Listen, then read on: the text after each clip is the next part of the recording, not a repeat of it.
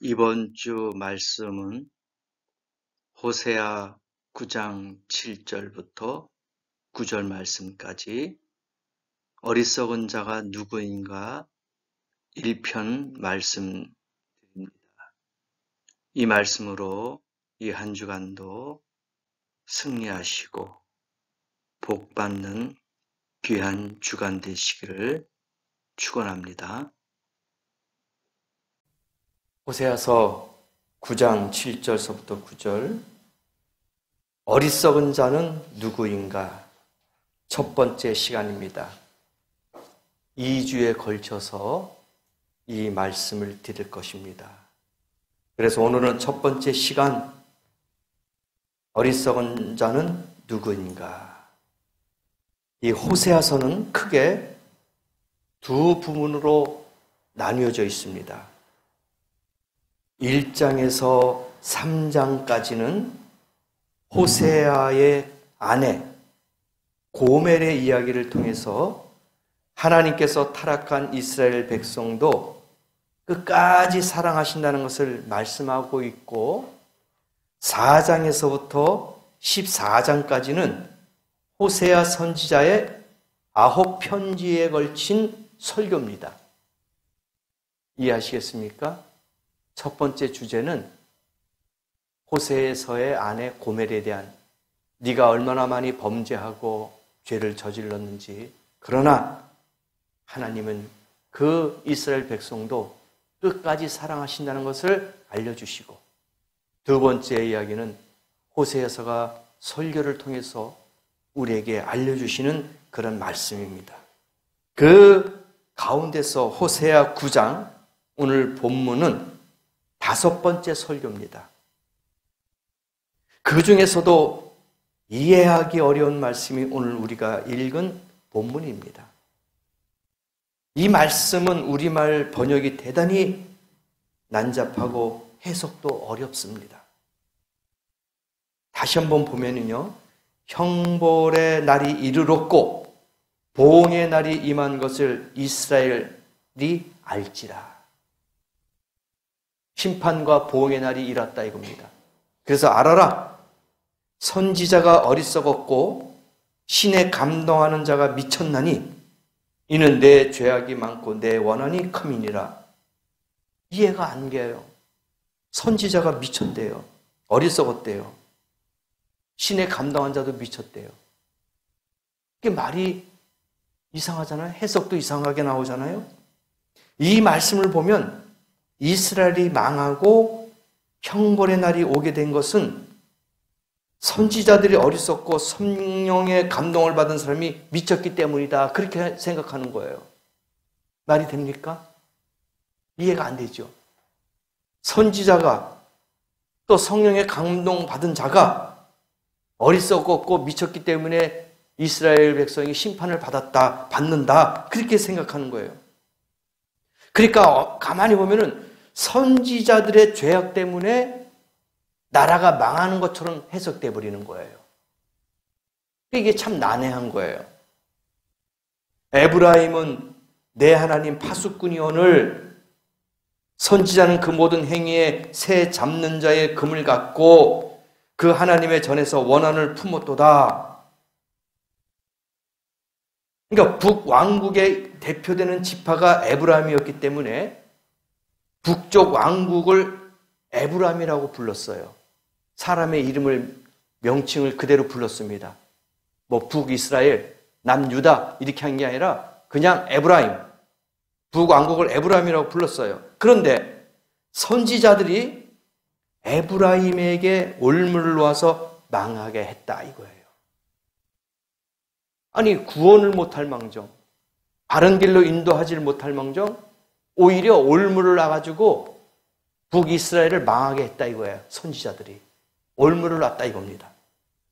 하지만 대부분의 복음주의적인 학자들은 이것을 완전히 거꾸로 해석해버려요. 반대로 해석합니다. 영어 성경 NIV가 있습니다. 이 성경에 번역된 내용을 취하는데 어떻게 해석을 했느냐? 형벌의 날이 이르렀고 보응의 날이 임한 것을 이스라엘이 알지라. 왜냐하면 내 죄악이 많고 내 원한이 큼이니라. 선지자를 어리석은 자 취급하고 하나님의 신에 감동된 자를 미친 사람 취급하는구나. 선지자는 내 하나님과 함께 이스라엘을 지키는 파수꾼인데 이스라엘은 선지자의 가는 길마다 올무를 놓았고 하나님의 전을 향해서 원한을 품었도다. 이렇게 해석하니까 이제 반대됐죠? 원위치가 됐죠? 그대로 우리가 지금 읽은 성경 보면은 오히려 선지자하고 신에 감동받은 사람, 성령에 충만한 사람이 올무를 놔서 그들이 미쳤고 그들이 잘못해서 우리가 망했다. 그렇게 해석이 되는데 이 영어 성경의 NIV에는 잘못 이제 바꿔서 너희들이 범죄했기 때문에 선지자 호세아가 지적을 했다. 그 너희들이 지금 하나님을 향해서 원한을 품고 있다. 선지자는 오히려 파수꾼처럼 너에게 알려주고 지적하고 회개하라고 했는데 너희들이 올무를 팠다 이거야. 이게 바른 해석이죠. 그렇지 않습니까? 쉽게 말하면 지금 주의 종들이 성도들에게 가르칠 때 푸른 초장 맑은 시냇물가로 인도해가지고 그 풀을 먹여야 되는데 독초를 먹인 거하고 똑같은 거예요. 그런 그 목자가 어디 있습니까? 자기 양을 갖다가 독초를 먹여가지고 죽여요? 올무에 빠뜨립니까? 이건 아니죠. 해석을 잘못한 겁니다. 호세아는 이스라엘의 백성들의 죄악과 원한 때문에 이스라엘이 망하게 되었다 하는 것을 이야기하고 있는 거예요. 너희들이 죄를 범했기 때문에 나라가 망한 것이지 내가 너희들을 올무에 빠뜨리는 건 아니다. 그렇게 호세아가 이야기하는 거예요. 이스라엘 백성의 죄악 가운데 중요한 한 가지는 하나님의 선지자, 즉 하나님의 신에 감동된 사람을 어리석은 자, 미친 자처럼 취급했어요. 이들이. 이게 말이 되겠어요? 어떻게 주의 선지자들을 미친 자, 올무에 빠뜨리는 자, 미련한 자 이렇게 절하평가를 했냐 이거예요. 하나님의 종들을 미친 사람으로 취급했다는 겁니다. 그러나 사실은 선지자가 어리석은 것이 아니고 이스라엘 백성들이 어리석은 거예요. 그들이 미련한 겁니다. 책임 전가시키는 거예요. 너 때문에 우리가 이렇게 됐다.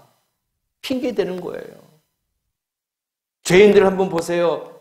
네, 내가 잘못했습니다. 내가 실수했습니다. 그렇게 인정하는 사람들이 있어요? 대부분 죄 때문에, 그런 환경 때문에, 그런 모임 때문에 내가 이렇게 죄를 졌습니다. 핑계대잖아요. 순순히 하는 게 없어요. 사회가 나쁘다. 사회가 정치가 나쁘다. 이렇게 하니까 더 내가 반발심이 생겼다. 반항심이 생겼다. 책임 전가하고 있잖아요. 오늘 말씀이 바로 그거예요. 왜 선지자를 갖다가 어리석고 미친 사람 취급하냐 이거예요. 자기들이 범죄하고 난 다음에. 결국 호세아서 9장 5번째 설교의 주제는 뭐냐? 과연 누가 어리석은 자인가 이거예요. 그렇죠? 누가 어리석은 자인가? 그러면 누가 어리석은 사람입니까? 하나님의 선지자들은 종종 어리석은 자, 미친 사람 취급을 받아왔어요. 성경에 보니까 선지자하고 하나님의 그 지도자, 인도자들은 종종 이런 소리를 들었어. 어리석은 사람이다. 미친 사람들이다. 세상 사람들 혹은 이스라엘 백성들조차도 하나님의 선지자들을 미친 사람 취급했다니까요. 성경에 그런 예가 있어요. 이사야서 28장 9절에도 나옵니다.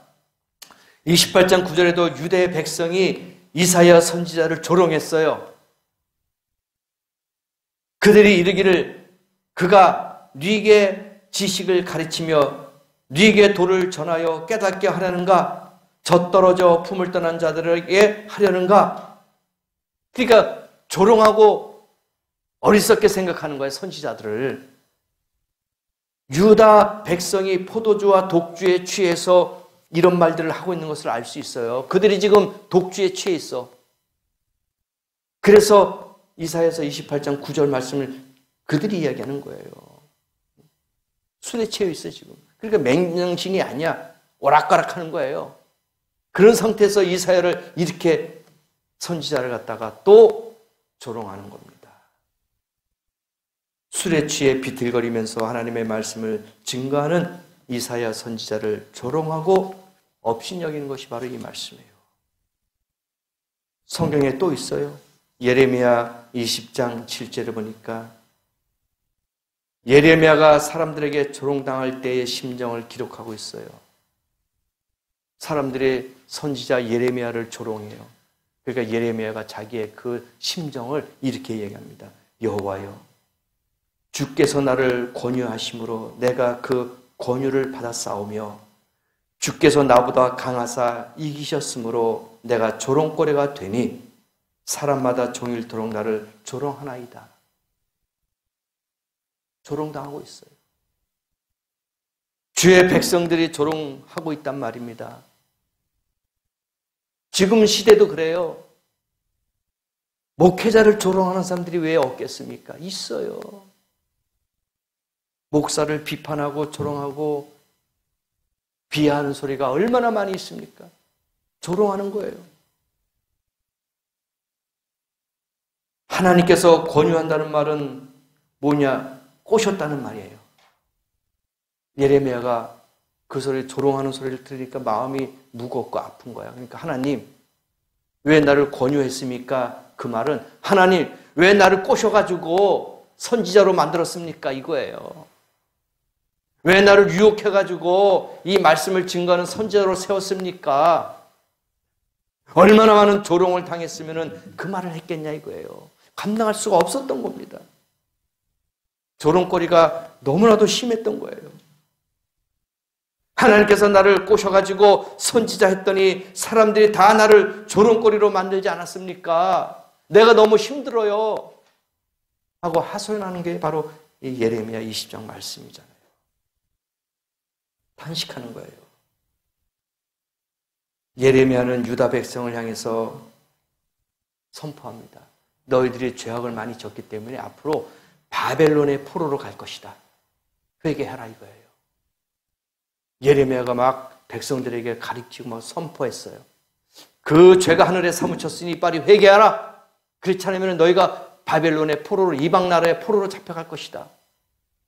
그러니 이스라엘 백성들이 가만 놔두겠어요? 조롱거리가 되지. 아유, 저 미친 놈이다. 저 바보 같은 놈이다. 응? 왜 우리가 이렇게 강대한데 왜 바벨론 포로가 가느냐. 말도 안 되는 소리 하지 말라고 조롱하고 있는 거예요. 근데 어떻게 됐습니까? 70년 동안 바벨론의 포로로 잡혀갔었어요. 70년 동안 예레미야가 예언한 그대로 나타났잖아요. 바벨론의 이방 나라에 가지고 70년 포로 생활을 했습니다. 지금의 이라크잖아요. 그때 당시에 바벨론, 지금의 이라크야. 거기에 70년 동안 힘들고 고통스럽고 이방인처럼 그렇게 살았단 말입니다. 예레미야 29장을 나중에 잘 한번 읽어보세요. 그때도 예레미야를 미친 자, 자칭 선교자라고 비난하며 옥에 가두라고 그렇게 이야기합니다. 성경이 다 담겨 있어요. 다윗 왕도 조롱을 많이 당했어요. 시편 말씀에 31편 13절에 보니까 내가 무리의 비방을 들어오며 사방에 두려움이 있나이다. 저희가 나를 치려 의논할 때에 내 생명을 빼앗기로 꾀하였나이다. 다윗을 죽이고자 지금 모임을 가졌어요. 조롱합니다. 야, 그를 잡아 죽이자. 그러니까 다윗이 그게 두려운 거예요. 자기는 혼자인데 사방의 원수들이 저렇게 막 자기를 치려고 의논하고 있습니다. 그의 생명을 빼앗자. 사방에서 다윗 왕을 비방합니다. 다윗이 아들 압살롬에게 쫓겨 기드론 시냇가를 맨발로 도망가고 있을 때 사울 집안에 속한 시므온이가 자가 다윗을 비방합니다. 시므이가 다윗을 비방해요. 그러다가 다윗이 다시 왕권을 회복하고 돌아오자 그 앞에서 제일 먼저 무릎을 꿇은 자가 시므이야. 그를 비방하고 조롱하고 학대했던 그가 다시 왕권이 회복되고 왕으로서 다시 그 입지가 세워지니까 그때는 꼬리를 탁 내린 거예요. 이처럼 아주 야비한 품성을 가진 사람도 다윗을 비방했단 말입니다. 시편 73편서부터 83편까지가 모두 11편을 기록한 다윗 시대의 성가대장 아삽이라는 사람이 시편 79편 4절에 이렇게 기록했어요. 우리는 우리 이웃에게 비방거리가 되며 우리를 애운 자에게 조소와 조롱거리가 되었나이다. 예수 믿는 사람도 조롱거리가 돼요. 그렇죠? 직접적으로 대면하면서 조롱하진 않지만 뒤에서 수근수근합니다. 또 인터넷 글로서도 조롱을 합니다. 교회가 교회다워야지. 교회는 선교하고 어려운 사람을 포옹하고 원수를 사랑하고 그렇게 해야 되는데 교회가 점점점 커지고 사람들에게 돈을 갈취한다. 기업이다. 사회 어떤 단체다. 이런 조롱거리를 듣고 있다니까요. 주의 종들도 마찬가지예요. 돈만 하는 목사, 명예만 하고 있는 목사, 대접받기만 하고자 하는 목사, 이러니까 조롱거리가 되는 거예요. 그때 시대나 이사야나 예레미야나 호세아나 그 시대에 똑같은 거예요. 지금 이 시대에도 조롱거리가 되고 있습니다. 근데 여러분, 역사상으로 가장 많이 조롱받은 사람이 누구겠습니까? 예수 그리스도이십니다. 요한복음 10장 20절에 예수에 대해서 조롱을 합니다. 그 중에 많은 사람이 말하되 저가 귀신 들려 미쳤거늘 어찌하여 그 말을 듣느냐? 많은 백성들이 그래요. 야, 저 예수라는 사람들이 미쳤어. 근데 왜 그 사람 말을 들어? 너 잘못된 거야. 이런 소리 하는 거예요. 야, 너 그 교회 미쳤어. 왜 거기 다녀? 조롱거리가 되는 거예요. 진리를 알아야 되는데 진리를 깨닫지 못하니까 그들이 조롱거리가 되는 거예요. 조롱하고 있어요. 예수님이 누구신지, 그분이 우리의 메시아, 하나님이라는 걸 알지 못하기 때문에 조롱거리의 대상이 됐단 말이에요. 그 사람이 미쳤어. 예수라는 사람이 귀신 들렸어. 왜 그 사람 말을 믿어? 미친 사람 취급했어요.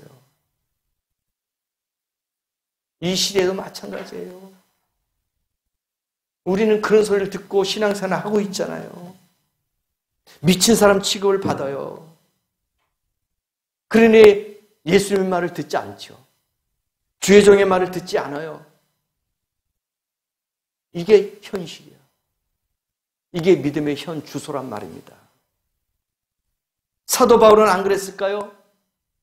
사도 바울도 미친 사람 취급받았어요. 사도행전 26장 24절에도 나와요.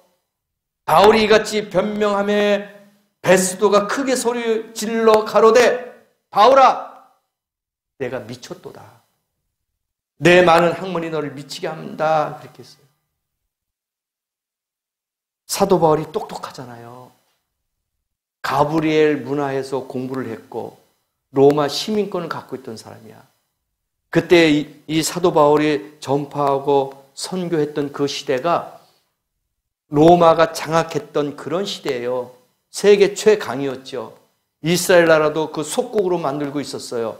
그러니까 이 사도 바울이 시민권을 갖고 있으니까 그 누구도 함부로 못해. 말 그대로 미국의 시민권 갖고 있으니까 약소 국가들 아시아라든지 아프리카든지 이런 사람들이 감히 미국 시민권을 갖고 있는 사람을 어떻게 못해요? 강대국이니까. 사도 바울이 그런 사람이었어요. 그리고 학문으로 볼 때도 우리나라 같으면 서울대학교, 미국 같으면 하버드대학교, 예일대학교, 콜롬비아 대학교 이런 데니까 그렇게 학문에 공부를 했던 학벌을 갖고 있는 사람이니까 감히 무시를 못해. 똑똑하니까. 그런데 그 백성들이 사도 바울도 미친 사람 취급했어요. 나중에 성경을 잘 찾아보세요. 바울아, 내가 미쳤도다. 네가 공부를 그렇게 많이 했으니까 그 공부한 학문이 너를 미치게 했어. 말 그대로 또라이라 이거예요. 또라이. 공부를 너무 많이 해서 머리가 돌았어요. 그렇게 취급을 받았단 말입니다. 근데 사도 바울은 그게 아니잖아요. 그때 로마 총독 베스도와 헤롯 아그리파 2세 앞에서 자기가 당당하게 간증을 합니다. 나는 미친 게 아니다 이거예요. 예수 그리스도를 그냥 증거해버리는 거예요. 죽음을 불사하고 그냥 그 총독 앞에서. 얼마나 위대합니까? 왜? 사도 바울은 알잖아요. 예수 그리스도가 누구인지. 그러니까 담대한 거야. 모르면 위축이 되고 불안하고 무서워하지만은 예수 그리스도가 누군가 체험을 하니까 그 어떤 황제, 그 어떤 총재 앞에서도 담대히 이야기하는 거예요. 로마의 총독, 그 지역의 사령관이에요. 말 그대로 총독하면은 서울시장, 군수, 도지사 이런 사람들이에요. 그런 사람 앞에서 이 사도 바울이 당당하게 이야기하는 거예요. 알기 때문에. 진리를 알았기 때문에. 나는 학문에 미친 게 아니다. 나는 누구에 미쳤어요? 예수에 미친 거다 이거예요. 왜? 미칠 만한 가치가 있어요. 정말 미친다는 게 뭐예요? 현실을 부정하고 현실에 적응 못하고 뭐 횡설수설한 거 아닙니까? 이게 미친 거예요. 사리 분별을 못해요. 사리 판단을 못해요. 그게 미친 거죠. 근데 사도 바울은 미친 게 아니라 말씀에 미치고 예수 그리스도에게 미친 거예요. 착하게 미친 거야. 그러니까 담대한 거죠. 호세아서 9장 오늘 본문 말씀 보세요. 누가 바보고 누가 어리석은 자냐 이거예요. 호세아가? 예레미야가? 사도 바울이? 이사야가? 이런 사람들이 미쳤어요? 아니잖아요. 너희들 백성들이 너희들이 미쳤다 이거예요. 너희들이 알지 못한다 이겁니다. 그래서 호세아가 오늘 이 말씀을 이스라엘 백성들이 주신 거예요. 사실 어리석은 사람은 우상 숭배를 하는 이스라엘 백성들이에요. 하나님의 가장 싫어하는 게 뭡니까? 우상 숭배예요. 10계명의 가장 1계명이 뭐예요? 내 앞에 새긴 우상을 세우지 말아라 이거예요. 얼마나 싫어했으면 하나님이 제1계명이 첫 번째 계명이 그거야. 우상. 근데 이스라엘 백성들은 계속 갈 때마다 우상을 새겼잖아요. 그래서 가장 싫어하는 짓만 골라서 했어요. 그래서 호세아 선지자가 이스라엘 백성들에게 어리석은 사람이다 하면서 세 가지 몰랐던 사실 때문에 진짜 너희들이 바보다 알려줬는데 뭐냐? 첫 번째가 농산물 수확의 주체가 누구신지 몰랐다 이거예요. 농산물 수확의 주체가 누구신지 몰랐다. 농산물을 수확하면서도 이것을 누가 줬는지 모른다는 거예요. 이스라엘 백성은 농산물을 수확하고 1년에 2번 하나님 앞에 감사 기도합니다. 감사로 제사를 드려요. 1년에 2번입니다. 절기가 있어요. 7대 절기 가운데 하나는 맥추절, 보리 수확. 4월, 5월 그 시기에 보리 수확을 하죠. 맥추절. 그래서 그게 첫 번째, 그 해의 첫 번째 감사절기예요. 7절기 중에서 가장 중요한 거죠. 두 번째, 오순절. 농산물의 추수를 감사하는 절기입니다. 그리고 이 장막절은 초막절이라고도 하면서 가을 추수를 감사하는 절기. 그러니까 처음에 맥추절, 이거는 오순절이라고 그랬어요. 맥추절과 오순절 같은 말입니다. 이게 첫 번째 절기, 감사절기예요. 두 번째는 장막절. 장막절은 초막절하고 똑같아요. 같은 이야기입니다. 이거는 가을 추수. 그러니 맥추절, 오순절은 봄의 수확, 장막절, 초막절은 가을 추수. 두 가지가 중요한 거예요. 이걸 그들이 감사절기를 치려요. 이렇게 1년에 2번 추수를 주신 하나님께 감사하며 절기를 지켰습니다. 그런데 이 7대 절기를 다 폐하고 8월 15일 하루를 절기로 만들었어요. 그리고 감사의 대상도 하나님이 아닌 다른 사람으로 바꿔버렸어요. 여호와 하나님이 아니라 바로 바알신. 그래 하나님이 화를 안 내겠어요? 이 봄과 가을에 2번에 수확했던 것을 감사로 절기로 하나님 앞에 감사 지켜야 되는데 그들이 그 모든 절기를 싹 없애고 1년에 딱 한 번만, 그것도 대상도 바알신에게 싹 바꿔버렸어요. 하나님이 기뻐하시겠냐 이거예요. 그러한 이방신에게 제사를 드리고 있어요.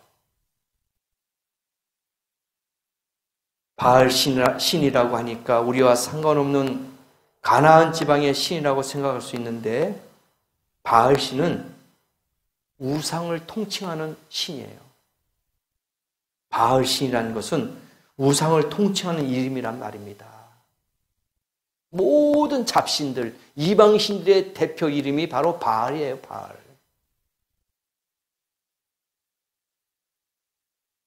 호세아서 9장 1절에 뭐라고 나와 있습니까? 이스라엘아, 너는 이방 사람처럼 기뻐 뛰놀지 말라. 내가 행음하여 내 하나님을 떠났고 각 타작마당에서 음행의 값을 좋아하였느니라. 보세요. 이스라엘 백성은 타작마당에서 음행을 행하면 그 대가로 바알과 아세라가 비를 내려주고 농사가 잘 된다. 그렇게 생각하고 있는 거예요. 참 웃기죠? 그 타작마당에서 그 밭에서 음행을 저지르면은 바알과 아세라는 그 신이 하나가 돼가지고 결합이 돼가지고 비를 내려준대. 그래서 농사가 잘 된대요. 그들이 사상이 그거였어요. 그래서 바알신에게 기뻐하며 막 즐거워하는 거야. 그래서 호세아가 뭐라고 했습니까? 이스라엘아, 너는 이방 사람처럼 기뻐 뛰놀지 말아라 이거예요. 어리석다 이거야. 미쳤다 이거예요. 호세아가 부르짖는 게 그거야. 비는 하나님이 내려주시는 것이지 어떻게 바알과 아세라가 하나가 돼가지고 거기서 비가 내려가지고 농사가 되냐 이렇게 이야기하는 거예요. 그러니 이스라엘 백성들이 어리석다. 이방 사람처럼 그렇게 뛰놀고 기뻐하지 말아라 이거예요. 어? 행음해가지고 거기서 비가 내린다? 음행해가지고 거기서 비가 내린다? 그런 신들을 섬기고 그렇게 기뻐하니까 하나님이 싫어하는 거예요. 호세아서 2장 8절에 이야기하죠.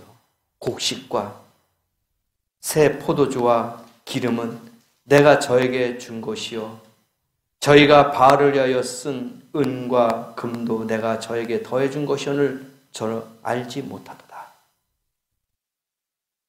나왔잖아요. 곡식, 새 포도주, 기름 누가 줘요? 내가 줬다 이거예요. 여호와 하나님이 주셨다 이겁니다.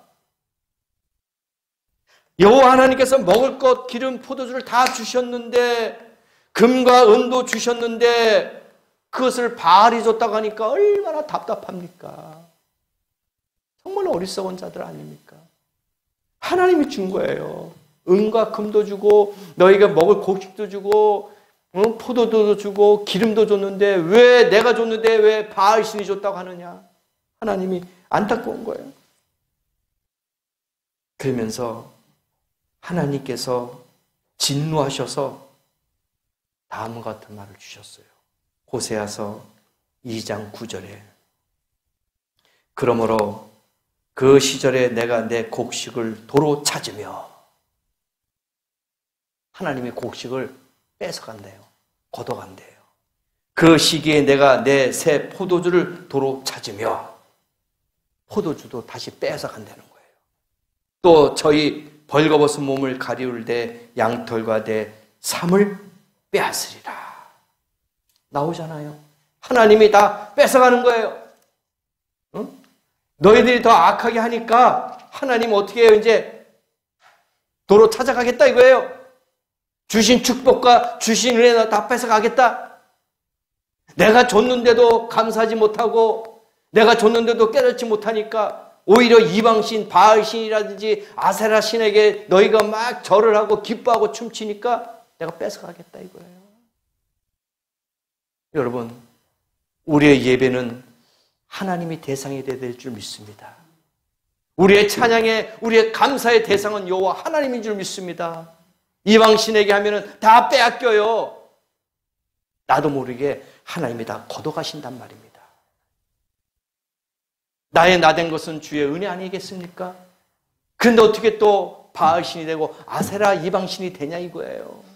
그래서 하나님이 노하신 겁니다. 뺏어가겠다. 내가 줬는데 남이 줬다고 하니까 내가 뺏어가겠다 이거예요. 내 거 도로 찾아가겠다 이거예요. 그래 너희들이 어리석고 너희들이 미쳤다 이거죠. 하나님이 화가 났어요. 그래서 이스라엘 백성은 모두 다 빼앗기고 결국 아수르의 포로가 되어서 끌려가는 비참한 백성이 되었어요. 나중에는 아수르에 끌려갔어요. 포로가 됐습니다. 하나님은 정확하신 분이에요. 하나님의 진노가 있으면 분명한 징계가 나타나요. 그러나 하나님을 기쁘게 하고 하나님께 영광을 돌리면 이렇게 축복을 받아요. 포도도 주시고 기름도 주시고 곡식도 주시고 다 주시는 거예요. 그래서 우리는 예배 드릴 때에 하나님 앞에 찬양하고 기뻐하는 것이 뭐야? 하나님을 기쁘게 드리는 거예요. 우리의 생각과 우리의 마음이 변해야 됩니다. 바뀌어야 돼요. 그래야지 복 받습니다. 아니라고요? 그게 아닙니다. 절대로 아닙니다. 조그만 것을 빼앗기거나 모르는 것은 어리석은 것이 아니에요. 지금 여러분께 제가 한번 이런 말을 한번 던져볼게요. 태극기를 한번 그려보세요. 한번 해보면 100% 정확하게 그려볼 사람이 있을까요? 저도 자신이 없어요. 못 그릴 것 같아요. 그러면 애국가를 4절까지 한번 불러보세요 하면 여러분 애국가 4절 다 불러볼 수 있겠습니까? 몇 명 없을 거예요. 그렇죠? 근데 태극기를 못 그리고 애국가 4절까지 다 못 불러도 그 나쁜 사람입니까? 죄인입니까? 아니에요. 나쁜 사람이고 죄인은 아닙니다. 그건 잘못한 거죠. 그죠? 못하는 거야. 잘 못하는 거지. 그건 죄가 아닙니다. 어리석은 것은 아닙니다. 그런데 이스라엘 백성들은 자기 것을 빼앗길 줄도 모르면서 기뻐 날뛰고 있는 거야. 네? 이게 어리석은 사람이라는 얘기예요. 몰라도 괜찮아요. 잘못해도 틀려도 괜찮아요. 그건 죄가 아닙니다. 근데 그들은 섬김의 대상을 바꿔버렸잖아요. 하나님한테 해야 되는데 바알 신에게, 아사랴 신에게, 그 우상 신에게 제사를 드리고 있잖아요. 그리고 그 모든 은독은 타작마당에서 음행을 저지르려면은 그들이 하나가 돼가지고 비를 내려줘가지고 곡식이 잘 된다. 그렇게 생각하잖아요. 이건 죄란 얘기예요. 이건 어리석은 걸 떠나서 죄란 말이에요. 이걸 잘 우리가 판단해야 됩니다. 자기의 축복을 다 뺏길 것도 모르고 살고 있으면 그것이 바보라는 얘기야. 그게 멍청한 거예요. 자기가 가지고 있는 모든 것을 다 빼앗길 줄도 모르고 엉뚱한 짓을 하는 거야. 그게 바보고 미련한 사람이야. 태극기 못 그려도 돼요. 애국가 4절까지 못 불러도 돼요. 하나님만 잘 알면 돼요. 그렇죠? 찬송가 박자 틀려도 괜찮아요. 음정 틀려도 괜찮아요. 마음의 기쁨으로 찬양 부르면은 그게 되는 거예요. 기도 열심히 뜨겁게 못해도 돼요. 괜찮아요. 하나님은 중심을 보시잖아요. 누가 배운 것처럼 그냥 학식 있는 처럼 지식 있는 처럼 설교 사회 말씀 그다음에 기도 찬양 다 틀려도 괜찮아요. 우리의 대상이 하나님이라면은 우리의 중심이 하나님이라면은 그것으로 하나님이 만족할 줄 믿습니다. 그렇게 해서 복 받는 거예요. 이스라엘 백성은 축복의 주제를 몰라서 어리석은 자가 됐잖아요. 그럼 우리는 축복의 주제 알잖아요. 누굽니까? 예수 그리스도. 하나님. 그분이 우리의 축복의 주제가 되는 줄 믿습니다. 우리의 대상, 바로 여호와 하나님이란 거예요. 그래서 일주일 동안 살면서 호세아가 말씀하신 이 말씀을 깊이 새기시고 이스라엘 백성처럼 어리석은 자가 되지 마십시다. 우리의 물질, 우리의 건강, 우리의 생명 다 하나님께로부터 온 줄 믿습니다. 그분을 찬양하고 그분을 경배하는 것이 우리의 본분인 줄을 믿습니다. 그런 성도가 되셔서 일주일 동안도 복 받고 일주일 동안도 은혜 받고 기쁜 생활을 할 수 있는 복된 성도가 되시기를 예수님의 이름으로 축복합니다. 우리 다 같이 한번 들은 말씀을 기억하시고 기도하는 시간 갖겠습니다.